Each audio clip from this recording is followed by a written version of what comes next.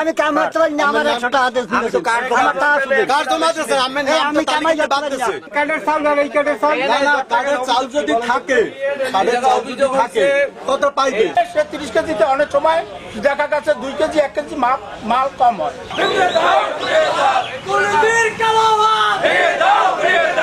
ঝালকাঠিতে হতদরিদ্রদের জন্য স্বল্প মূল্যে খাদ্যশস্য বিতরণের সরকারি কর্মসূচি খাদ্য বান্ধব কর্মসূচির আওতায় চাল বিতরণে অনিয়মের অভিযোগে মানববন্ধন ও বিক্ষোভ হয়েছে।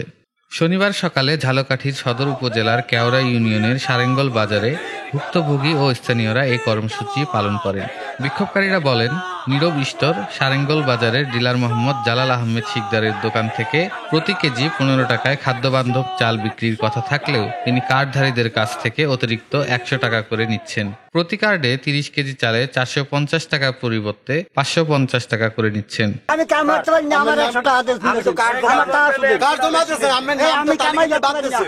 সে প্রতি কার্ডে 100 টাকা করে অতিরিক্ত টাকা আদায় করছে। আমাদের কাছে যারা ভুক্তভোগী, যারা এই মালটা নেয়, তারা অভিযোগ করায় আমরা কালকে এই জন্য ডিলার শুক্রবার দিন বিতরণ কার্যক্রম সম্পন্ন করেছেন, যেদিন অধিকাংশ মানুষ কাজের কারণে ব্যস্ত থাকেন।